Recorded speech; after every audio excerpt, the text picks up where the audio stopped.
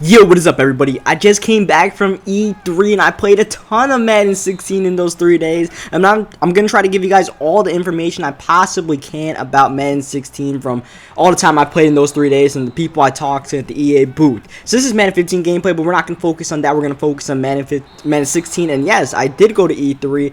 And if you guys don't follow me on Twitter, you might as well should, because you guys missed a face review on there. I accidentally kind of sort of did a face review on Twitter, so it's on there if you guys want to check it out. You guys always ask for it in the comment section. So that's going to be there, but we're going to focus on Madden 16 specifically for E3 in the next 8 minutes or so. So, one of the first things I want to talk about is PA end the round, because people do not like PA end the round in Madden 15. So did they fix it in Madden 16?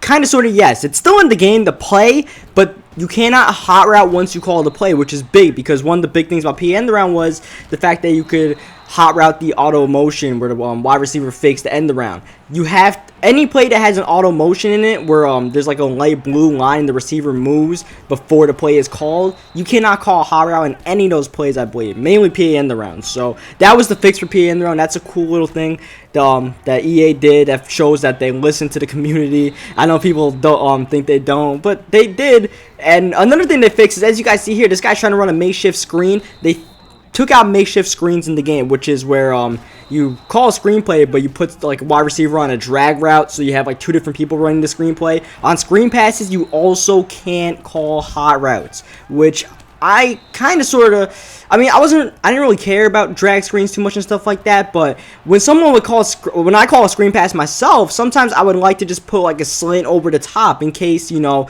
someone uses the screen pass, I have a second play to go to, but you can't hot route out of a screen pass, which, I mean, I get why they did it, but in a way, I don't like the fact they did that, because like I have my own reasons for calling hot routes and screen passes, but that's just the way it's going to be in Madden 16. Now, another thing that you guys may know about Madden 16 is the penalties.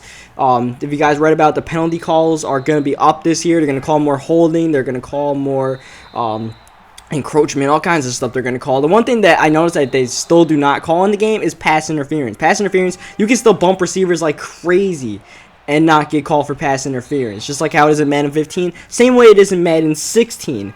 So that's the way it's gonna be. But there were a lot of penalties. One game I played, there was like 5 different penalties. Dude got called for like 2 false starts. I got called for an encroachment. There was like 2 holdings and stuff like that. So yeah. Next thing I want to talk about is pancake blocking, because now, while I didn't really pay attention too much to the run game, I was passing the game more than I ran it at E3. One thing I did notice was in the run game, there were more pancake blocks. There's one game I did, Falcons versus Titans. I was the Falcons, and as you guys know, the Falcons do not have a good offensive line. They have one of the worst offensive lines in the NFL. Matt Ryan takes a beating weekly because of those guys. So, despite that, I played against the Titans in the game. I ran the ball 10 times. 10 times with my running back. And I got 10 pancake blocks. That is really impossible to do in Madden 15. In Madden 25, there was a lot more pancake blocks. So this is more the Madden 25 kind of route, I believe, as far as, you know, more pancake blocks. And this might mean that, you know, this means that there are going to be less missed assignment. Because offensive linemen, they would sometimes just miss a block, someone they're supposed to block in the game, which was kind of annoying.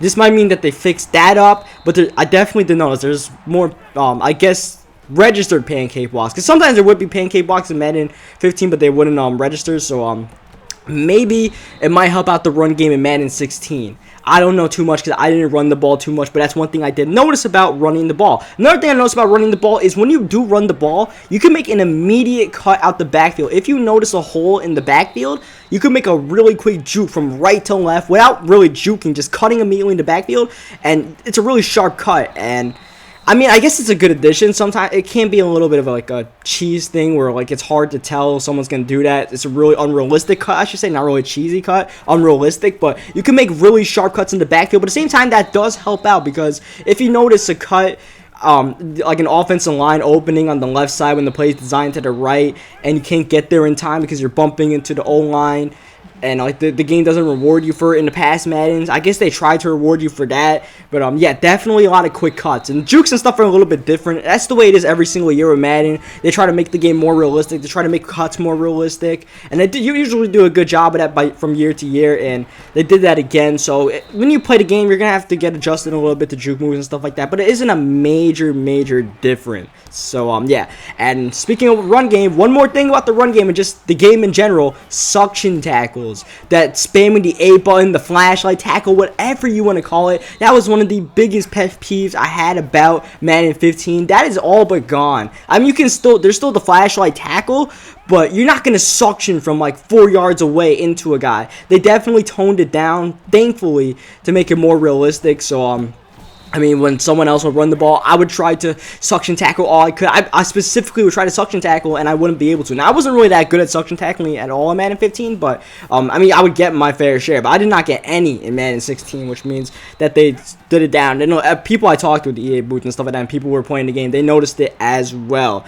So that's that. Now, there's a few other things like pass let down curls. Those aren't as, those aren't as common. Like, you can't do those as effective as you do in the game. And I know what everybody's thinking about is face catching. You guys are waiting for me to get to that one, right? So face catching, you know, you've seen some gameplays. It can definitely still be a big part of this game. If there's one-on-one coverage, you hit that triangle or whatever button it is, I think the Y button on the Xbox, and you go for the aggressive catch, you can definitely face catch on people.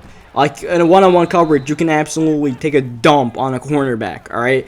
But, you know, I did not do that play to receiver option at all when I was playing. I didn't know what button it was. I kept on hitting the A/X button, but it's really the square/X button as far as playing the receiver and buttons on the 360 and the Xbox One and the PS4. So I didn't do that, but I definitely noticed a lot of face catching. If your opponent does not know how to stop it, or they don't know how to play the receiver, it can definitely be deadly. And maybe as you go on throughout the year, like in Madden, there's more powerful receivers like a 99 Calvin Johnson. Maybe face catching might be overpowered, but if you run double coverage on a receiver, you might have a better chance of stopping it than you do in Madden 15, but I can't really speak for that. We're just going to have to see as the game goes on. But one thing I did notice is if you knock the ball out the receiver's hand and there's like double coverage and there's a cornerback nearby or a safety and the ball is tipped in the air, there is a lot more tip interceptions, which is good because tip interceptions should be happening more often. The ball is coming right into someone's hands at a low rate of speed. They have a better chance of catching it, even if you have hands like Antoine Winfield or something like that, you know, who is retired, but you just got to use him as an example. Maybe Carlos Rogers is the guy who still plays, as we're going to end up going with the win this game, but yeah, there's a lot more tip interceptions. I noticed a lot. At least 5 I saw in the limited time I played, which is a good rate. It's really good. I like that they did that. So that was a cool thing they did. That's going to be the end of this video. There's definitely some more I had to talk about Madden 16. So if you guys leave a like on this video, I will definitely try to get one out tomorrow talking more about what I did in Madden 16 E3. And leave all your questions in the comment section. If you leave a question, I'll definitely try to answer as much as I can any questions you have about the game, because I definitely play at least 10 plus games of Madden 16 at E3. So yeah, leave a like and video if you guys want to see some more Madden 16 E3 content as far as, you know, my thoughts and stuff like that. And I will catch you guys next time.